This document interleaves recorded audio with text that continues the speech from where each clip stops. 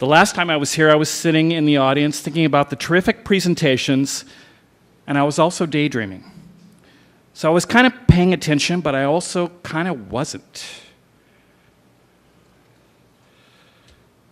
Because a couple of presentations were by photographer friends of mine. Both revealed the work that they were doing, but also they expressed what was behind the work, what was hidden in the images, the philosophy, the psychology, the biography. And it got me to thinking. There was more to the presentations than was immediately apparent. Literally, there was more to the story than what was seen and heard, much like this image. Yes, an eye may be seen, may be indeed a window to the soul, but it contains hundreds of microbial bugs in the lashes. And just there is a universe of unseen bacteria in our bodies. The universe itself contains the seen and the unseen. Scientists can only account for 4% of the universe. That includes stars, planets, and galaxies. The rest is called dark matter, the matter that holds us all together. And that got me to thinking about consciousness, or what scientists call the hard problem. Where does it come from? Is it merely biological? How does it work? A very good question, because especially since it is believed that only 6% of our thoughts are conscious. The rest are unconscious.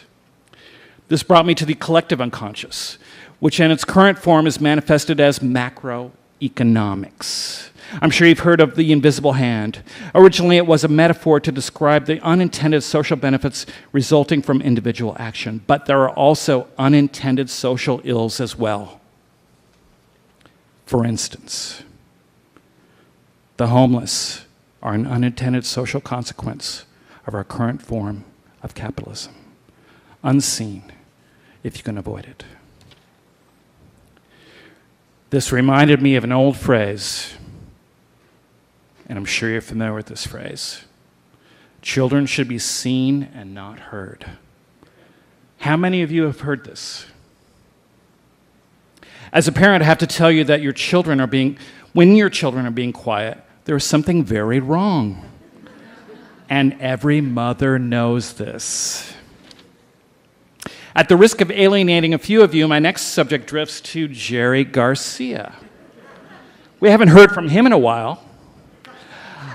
I never loved the Grateful Dead, but the band was very, very unique. They played a sound no one else has ever heard before. It took me a long time to appreciate the Dead.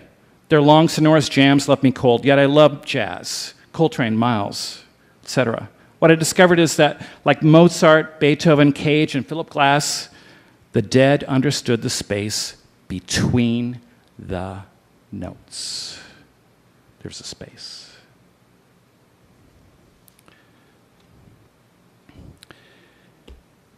The known knowns, the unknown knowns, and the unknown unknowns. Donald Rumsfeld knew about the unseen. We haven't heard from him recently either. That's probably because of the unintended consequences of the Iraq War. And what are those unintended consequences? Perhaps the refugee crisis in Europe.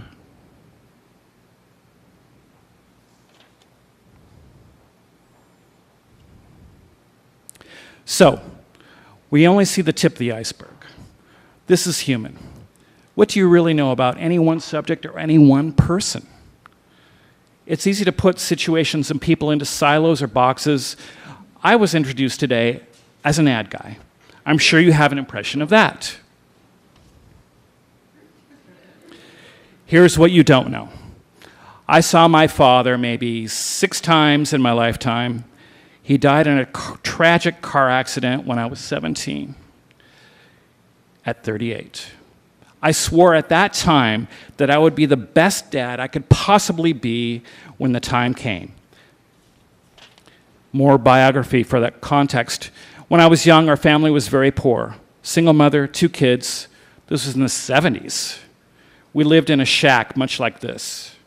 2 rooms and a hallway. I slept in a lean-to attached to the shack. My grandparents took me in during the summer. And after a time, I discovered that they drank too much. By today's standards, they were alcoholic. But what was the impetus?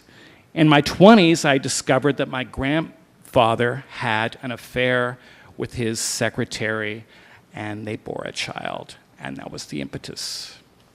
So what do you do with a biography like this? Well, one avenue is to take it to art school, which is what I did. And I learned from all the other fucked up artists like Van Gogh, Pollock, and all the rest. And this is a piece by Kenneth Noland. I don't know how fucked up he was, but I liked the work. Obviously, that wasn't enough. I wanted to have a cultural impact, which is why I eventually found advertising and took up smoking. I've since quit smoking, but I haven't quit the addiction of making a social impact, hopefully for the good. By the way, advertising in the wrong hands is insidious. For instance, the quote, hearty breakfast is a construct of the industrial food complex. It's PR from the pork, egg, and milk producers of America. Pure PR. No supporting data, and it's the same with the food pyramid. So at the end, what is unseen and unheard is entirely up to you.